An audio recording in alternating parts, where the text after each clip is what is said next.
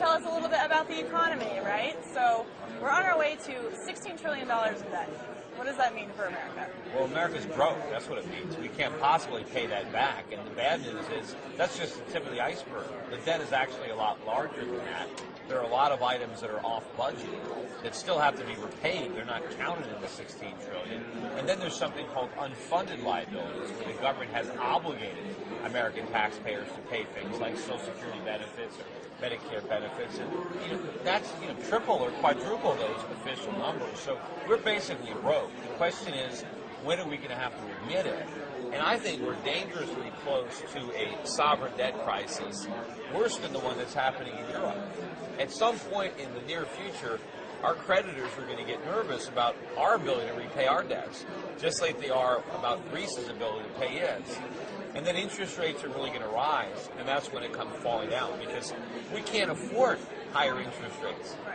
Right. So people always hear, we're broke, but then somehow we're paying for things moving forward, right? So how do you really relay the message to people that debt money is not real money?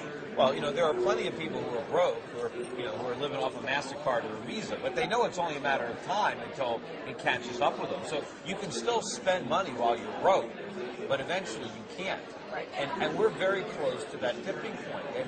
And when it happens, our whole phony economy comes collapsing down, because our economy is based on our ability to spend more borrowed money. If we can't borrow, we can't spend. If we can't spend, there goes the economy. And of course, that phony economy has to collapse, because a real economy is based on underconsumption, savings, because that's where investment and production come from. That's where you get real economic growth and productive jobs. What we've got is phony, and it only goes on as long as we can borrow from abroad to support it. But our creditors are going to wake up to the scam that they're never going to get paid back in real money. Right. They're not going to want to subsidize it anymore, and we're going to have a real economic crisis that will make the 2008 financial crisis look like the proverbial Sunday school picnic. So we always hear about Europe, right? And they say that whatever happens in Europe affects the U.S. economy. Why does it have such an impact?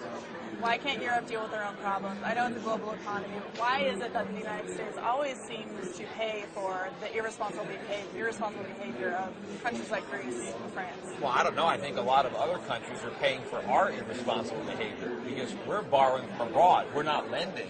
But I think, what's really going on, the people in Washington or on Wall Street, the common, refrain is that the problems in Europe are weighing down our economy, and that if it wasn't for Europe, things would be better, and maybe Obama uses that as an excuse. So if it wasn't for Europe, it's beyond my control. Right.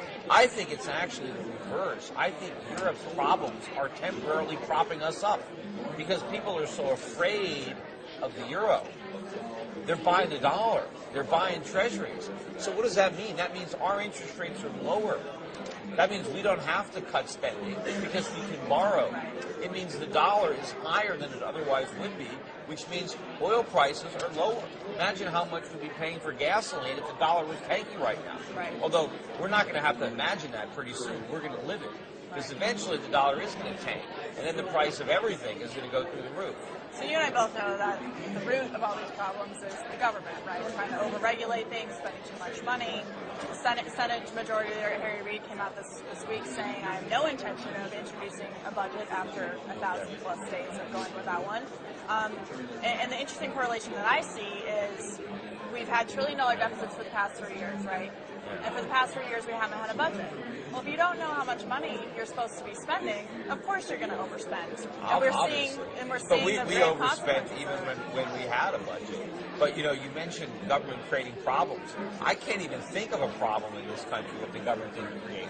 I mean, pretty much everything that we have that is a problem in our society, you can trace to government intervention. What do you say to people that still blame Bush for the situation we're in now, take no responsibility for what Obama's done for the past 3 years? I'm not letting Bush off the hook. Right, I blame him. right. I blamed him real time. I was a big critic of Bush right. while he was president. But Obama is simply repeating the things that Bush did, only bigger. Right. He's making the same mistakes on a bigger scale. I think that Bush really handed the baton to Obama, and he just ran faster with it. But, it's the same baton. And so what we need is to change the policies of both the Obama administrations and the Bush administrations and the administrations before that. I mean, whether it's been Democrats or Republicans, they have spent recklessly, they have borrowed recklessly, they have overregulated, and of course the Federal Reserve, which is at the root of these problems too, that's been a consistent bad policy, whether it's Bernanke or whether it's Greenspan.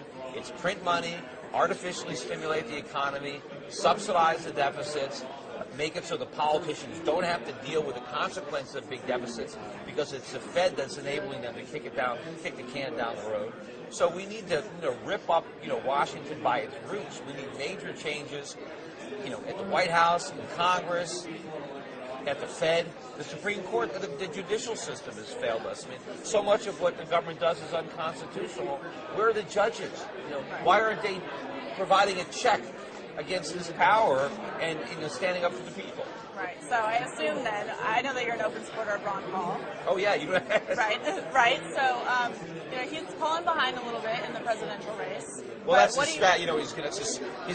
He's going to lull his competitors into a false sense of confidence. Right. Just like the economy, right? Or just kind of, sometimes in a horse race, you lay back a little bit and then you put that kick in the end. Right. So maybe that's the strategy. But I don't know if the country is ready for Ron Paul yet. I mean, we'll see. He's getting a lot more support than he had 4 years ago.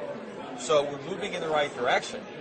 Maybe by the time this next economic crisis hits, maybe that'll be time, right? I mean, and maybe he'll be a little too old. Maybe his son or somebody can take his place. But I think things have to get really bad before we can reach that critical mass that we need.